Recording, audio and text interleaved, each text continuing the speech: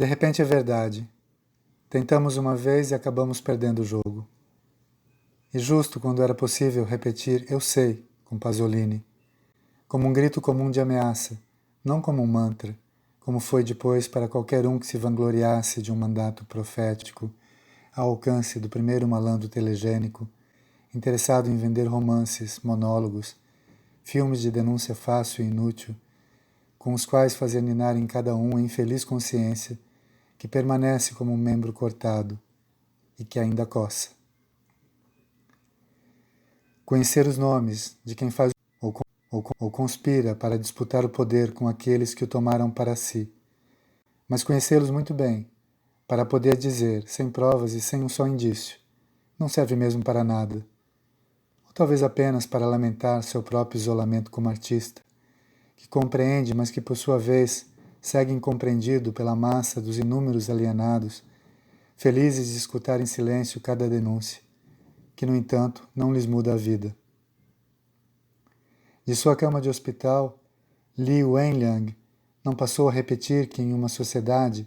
deve haver mais de uma voz gritando o que sabe e todos sabem? Porque já não há nada escondido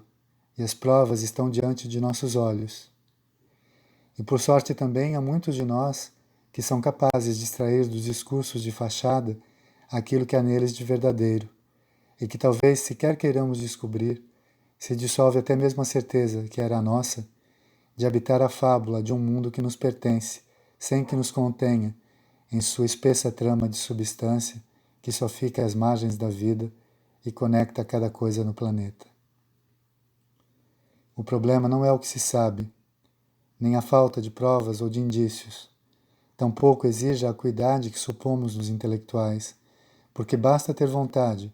para que fique claro o que aconteceu e o que está em risco. A questão caso haja será de manter a memória e de não deixar que um perigo ulterior aprofunde com seus danos o esquecimento, não apenas dos lutos e das angústias, mas daqueles que deveriam responder em nome de todos. Pois os que geriram as numerosas crises sanitárias espalhadas pelo mundo, entre as quais se destacou a pandemia, nós sabemos os nomes,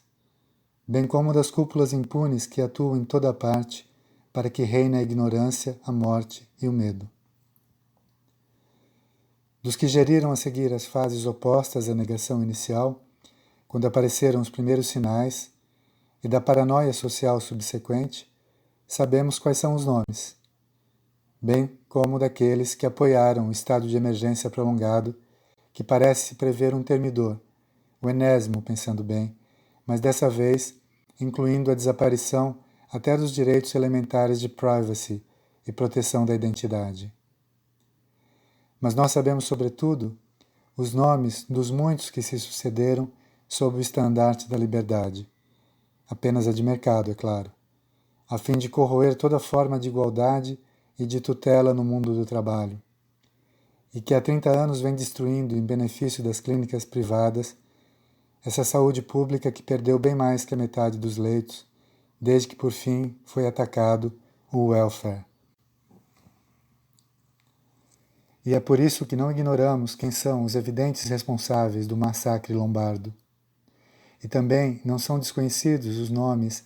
daqueles que receberam propina da indústria farmacêutica e dos conselhos de administração dos centros de internação e hospitais,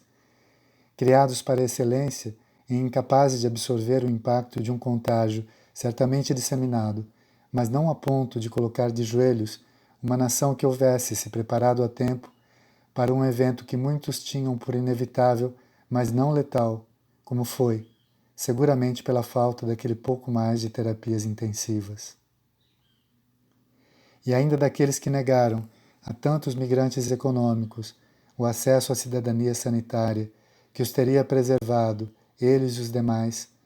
não demoraria a aflorar os nomes, se alguém viesse a nos perguntar com tantas provas incriminatórias fossem necessárias. E o que dizer de todos os cientistas, especialistas e jornalistas sempre em direto, como nem mesmo outrora jogadores de futebol, que sempre se omitem de dizer a todos nós que, muito embora poderosa, a ciência não pode tudo, que procede por tentativa e erro e segue incerta. Também deles nos recordamos os nomes.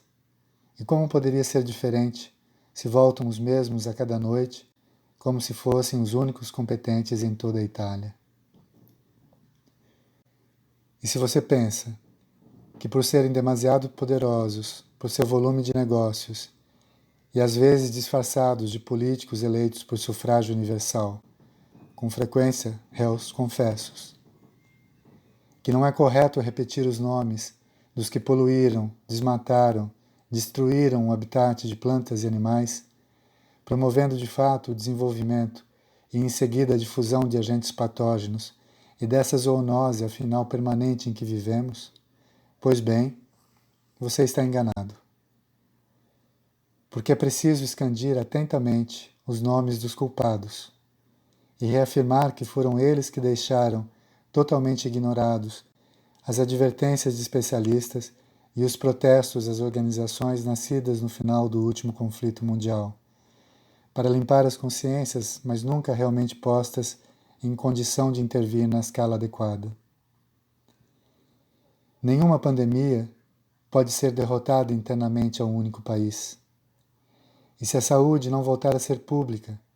e dirigida por uma internacional da sobrevivência da espécie, se não for a esta, será a próxima infecção viral que caberá nos suprimir, simplesmente, sem nenhum cálculo, apenas porque a vida escolhe seus caminhos e deixa outros tantos sem saída. Para tanto, que cada um de nós conheça também esses nomes e que tenha as provas necessárias para fazer justiça, não é suficiente. Porque nos esquecemos disso tudo logo que retorna a cocanha do imaginário que já nos mantinha em quarentena muito antes que ela fosse necessária.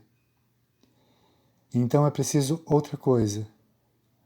De nada serve a lista dos honestos e dos canalhas,